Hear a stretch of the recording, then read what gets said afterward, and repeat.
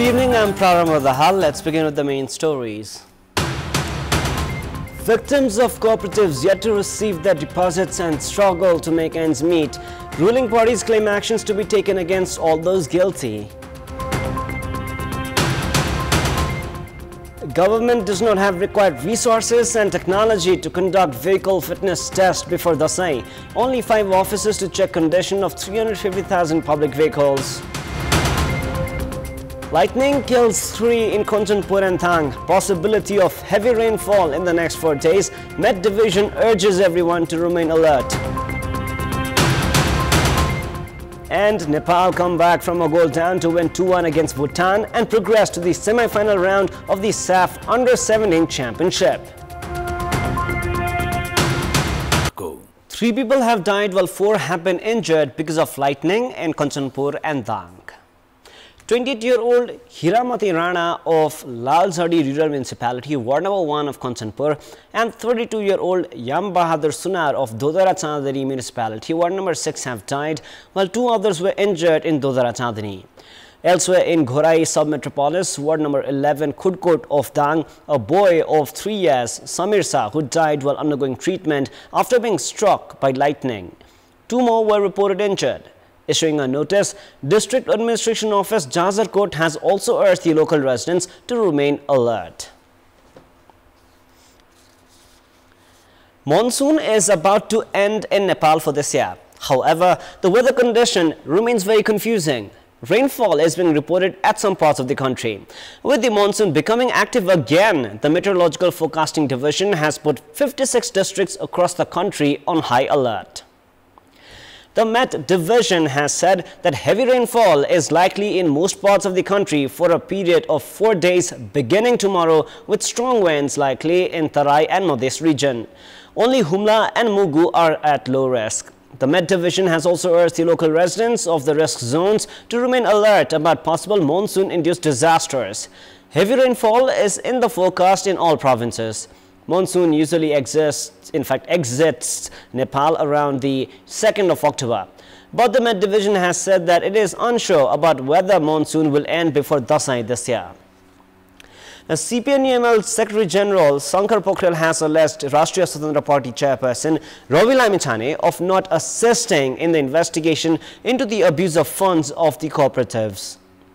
At a press conference in Dhangadi, UML General Secretary Pokhrel said that recent activities were being conducted with the objective of halting investigations into the fraud of cooperatives. He went on to add that Lamichhane would receive a clean chit only if he was cleared by the court or through the investigations. In another context, Pokhrel said that Prime Minister KP Sharma Oli's ongoing visit of the United States of America was securing achievements for the country. He went on to add that the activities in the social media platforms against the Prime Minister were unfortunate and against national interest. Pokhrel also said that Nepali Congress and CPNUML were working with the objective of securing their party's majority by contesting at the upcoming election on their own. UML General Secretary Pokhrel also claimed that the trend of fringe parties causing instability in the country would be ended. Alleging the past governments of hurting the national economy, he said that the national economy was now reviving. The victims of cooperatives have been making appeals for the return of their savings. Now, despite protesting for the past 18 months, they have shared their grievances regarding several challenges they have been compelled to face as their deposits have yet to be returned.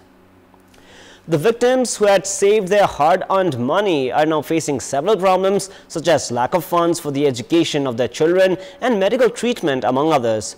Most of these victims are daily wage workers who struggle to make ends meet. However, their savings have been abused by the operators of the cooperatives. Despite sharing their grievances for the past 18 months, their voices have remained ignored by the government. Several agreements have been reached between the government and the victims of the cooperatives, but those agreements never saw the light of the day. Now, Dasai festival is only a week away. Many are making preparations to head towards their home to celebrate the festival with their family members, while some might have already taken their tickets for travel as well. In this context, Vehicle Fitness Center is the main government entity responsible for the test of short and long route vehicles. However, it does not have required human resources and technology as well. A 16-point agreement was reached between the government and transport businesses before opening the advance ticket bookings for the Dasai festival. Point number 12 of the agreement required mandatory test of the vehicles. A permission issued after the test of the vehicle allows its operation for a period of 6 months. Such vehicle tests are conducted from 5 locations across the country. However, the Vehicle Fitness Test Center does not have required resources, including engineers or scientists and the technology. Vehicle drivers themselves have said that the tests conducted are not reliable enough. The government and transport businesses have agreed to conduct vehicle tests at the bus park for the Dasai festival. However, there is no basis to ensure the efficiency of such a system. If the government does not ensure proper tests of the vehicles, the passengers will continue to suffer. In our Public Voice segment, we have asked what should be done, or rather what should be the condition of the vehicles used for long distance travel. Let us now take a look at what they had to say.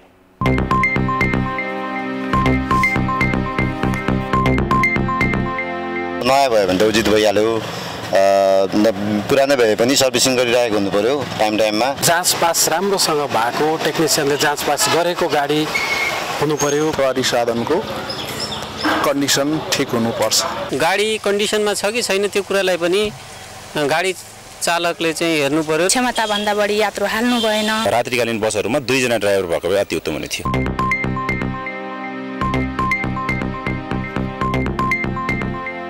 It is now time for a short break, but for more news, do stay with us. The latest edition of the Asian Development Bank's ADB flagship economic publication has said that Nepal's economy is anticipated to grow by 4.9% in the fiscal year 2025, up from an estimated growth of 3.9% in the fiscal year 2024.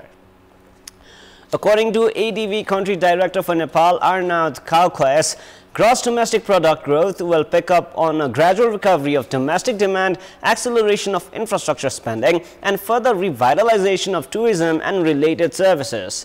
As per the Asian Development Outlook September 2024, agricultural growth will hinge on a favorable harvest owing to a timely paddy plantation and normal monsoon. Industry growth will be supported by increased electricity generation capacity, and services are expected to grow, supported by higher tourist arrivals that will boost accommodation and food service activities.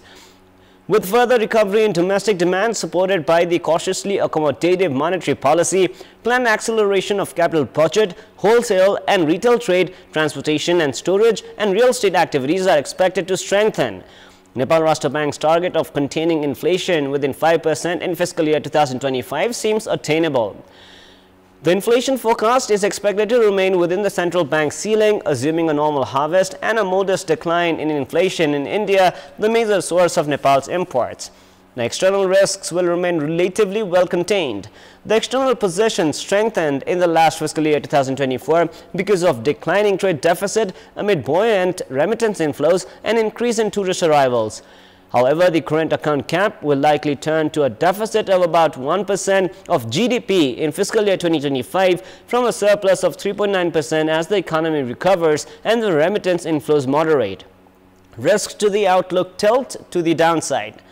Any intensified geopolitical tensions in the Middle East could hurt Nepal's remittance income and push up oil and food prices. A global economic downturn could affect its tourism receipts. A perennial risk to economic growth in Nepal is high vulnerability to natural disasters and the climate shocks. Time now for our segment Public Pulse, where you text us with your opinion. Public Pulse. Before we ask today's question, let us take a look at the result from yesterday's poll. Yesterday we asked, what is your take on the fluctuations seen in the share market? 65% were for A, influence of big players, 16% were for B, feeble monitoring, and 19% were for C, fluctuations are natural.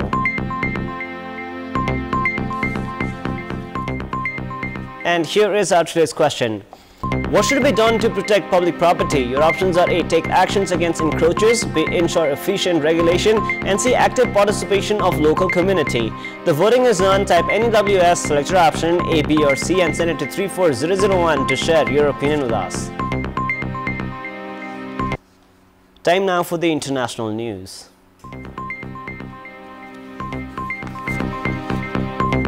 Israel's military says it is carrying out a new wave of extensive strikes in southern Lebanon and the Bekaa area. 6 people have been killed in the attacks, Lebanon's health ministry has said. The strikes in Lebanon come after Israel said it had intercepted a ballistic missile fired by Hezbollah towards Tel Aviv. This was the first time a Hezbollah rocket had reached Israel's biggest city, according to the Israeli officials.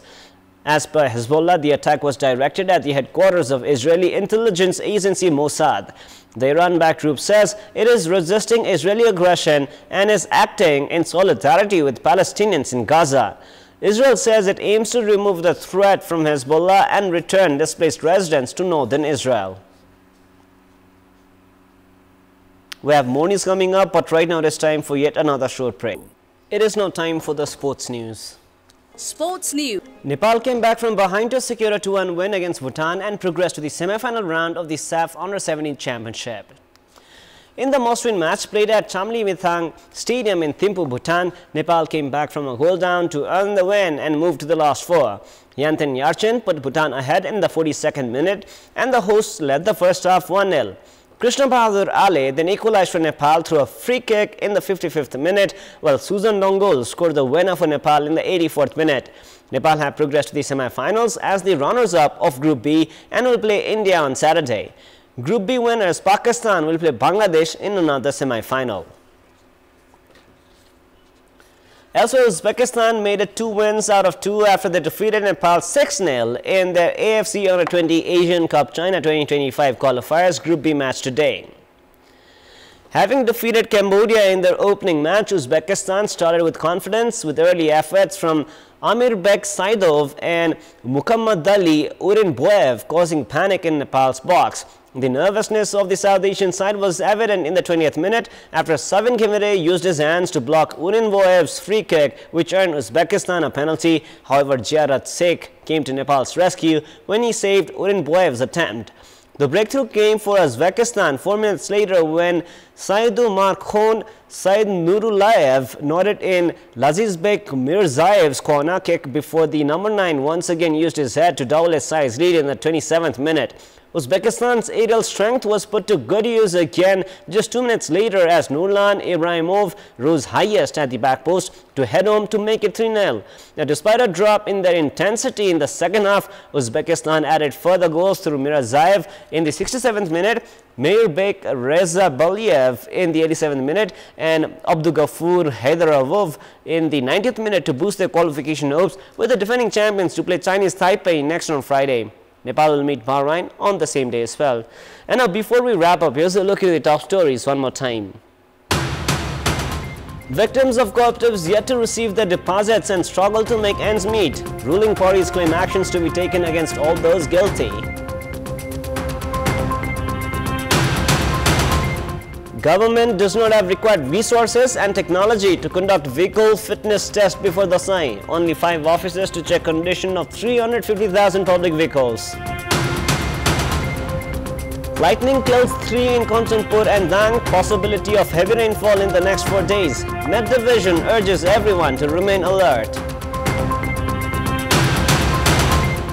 And Nepal come back from a goal down to win 2-1 against Bhutan and progress to the semi-final round of the SAF Under-17 Championship.